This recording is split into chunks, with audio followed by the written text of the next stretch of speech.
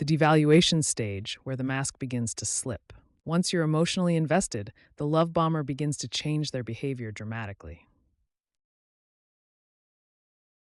They begin to criticize you, withdraw the once abundant affection, and display increasingly controlling behaviors. This devaluation is a key stage in the cycle of narcissistic abuse, where the initial love bombing transforms into something much darker. During this stage, they might gaslight you using various techniques. They deny saying or doing things you clearly remember. They twist your words and rewrite history. They tell you you're too sensitive or overreacting. All of this makes you question your own sanity and perception of reality. Recognizing these gaslighting techniques is the first step toward healing from this type of manipulation. This devaluation stage is deliberately designed to erode your self-esteem and keep you constantly off balance, creating emotional dependence on the manipulator. Learning to recognize these patterns of devaluation is crucial for protecting yourself from further manipulation and breaking free from the cycle. The discard stage is the final phase in the cycle of love bombing. There are typically two ways the discard stage unfolds. In the first scenario, the love bomber may abruptly end the relationship without warning. Alternatively, you might be the one who realizes the relationship is toxic and chooses to leave, often facing resistance or manipulation tactics in response. The discard stage triggers a powerful emotional cycle. You may experience confusion, emptiness, self-doubt, and grief. Many survivors of love bombing describe a profound feeling of emptiness after the discard, as if a part of their identity was taken away with the relationship. Recognizing the signs of a toxic relationship can help you identify when you're in the discard stage and validate your experience. Coping with the aftermath of being discarded requires support. Remember that it's not your fault. Reconnect with your support system. Allow yourself to grieve and consider seeking professional help. The discard stage may feel like the end, but recognizing the pattern is the first step toward healing and building healthier relationships in the future. Red flags are important warning signs that can help you identify love bombing early on. Be wary of excessive flattery. If someone constantly compliments you in ways that seem over the top, this could be a manipulation tactic. Lavish gifts early in a relationship can be a way to create a sense of obligation and indebtedness. Constant communication, like texting all day and expecting immediate responses, can be a control mechanism. Love bombers often use various manipulation tactics to gain control in the relationship. Premature declarations of love and commitment are major red flags.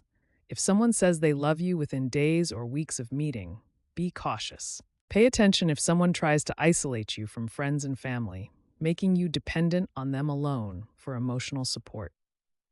Perhaps most importantly, watch for a disregard of your personal boundaries. Love bombers often push for rapid emotional or physical intimacy. Understanding the difference between healthy and unhealthy boundaries is crucial for identifying love bombing. Healthy boundaries allow for mutual respect and personal space in a relationship. Love bombers often ignore or push against these boundaries to gain control. Love bombing fits into broader patterns of power and control in abusive relationships. Remember, if something feels too good to be true, it probably is. Trust your instincts and maintain healthy boundaries in all relationships.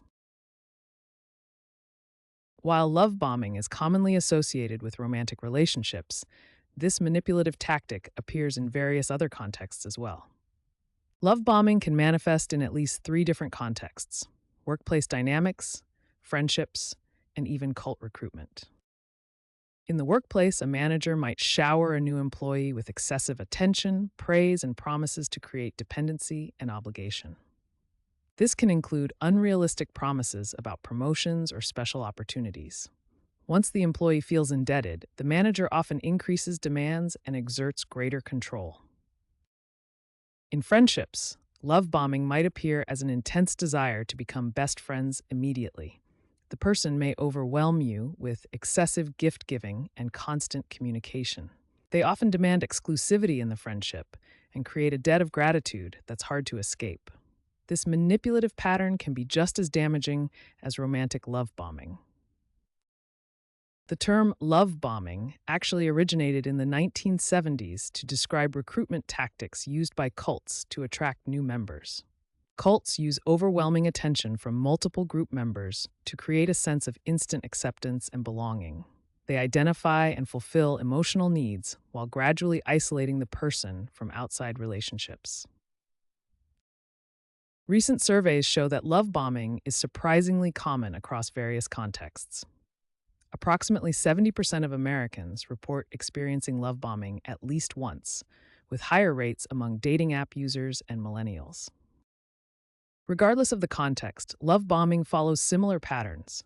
Watch for excessive flattery and attention, fast-tracked intimacy, creation of dependency, isolation from other relationships, and demands for loyalty and compliance. Recent developments show increased awareness and recognition of love bombing. Love bombing has gained significant attention in recent years, particularly on social media platforms like TikTok, where users share personal stories and advice. In an important development, the United Kingdom's Crown Prosecution Service now formally recognizes love bombing as a form of domestic abuse. A February 2025 survey revealed alarming statistics about romance scams, which often employ love bombing tactics. 40% of people on dating apps reported being targeted by a romance scam, a 10% increase from 2024. Of those targeted, 41% became victims. Recent surveys have provided eye-opening statistics about the prevalence of love bombing in modern relationships. A recent survey found that 70% of respondents had been love bombed at least once. Dating app users, women, and those with narcissistic tendencies or low self-esteem reported even higher rates. As awareness grows, love bombing is now recognized in contexts beyond romantic relationships, including workplaces, friendships, and even cult recruitment. Educational efforts have expanded, with mental health professionals, media outlets, and online communities all working to raise awareness about love bombing tactics. Despite increased awareness, experts emphasize the need for more peer-reviewed research on love bombing, particularly regarding its long-term effects and the role of technology in enabling this behavior. As awareness continues to grow, the hope is that more people will recognize these manipulative tactics early and protect themselves from potential emotional harm.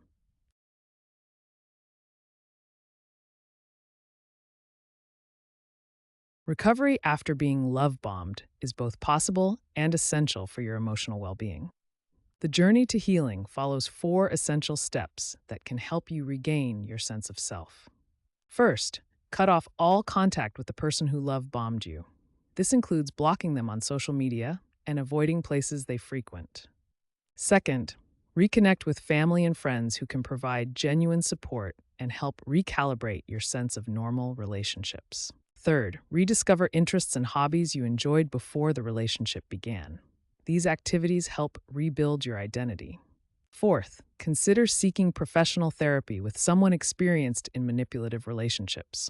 This provides essential tools for long-term healing. Therapy specifically helps survivors of love bombing in several crucial ways. It provides a safe space to process emotional trauma and understand what happened without self-blame. Therapy helps rebuild the self-esteem and confidence that were damaged during the relationship. You'll learn to develop healthy boundaries and recognize what normal relationship progression looks like.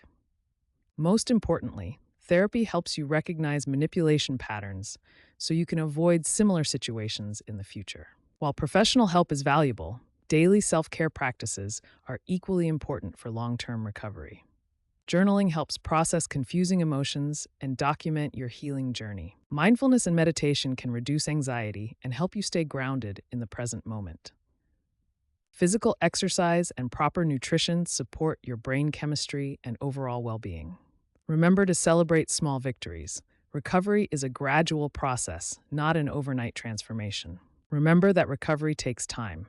Be patient with yourself and know that you deserve genuine, healthy love and relationships.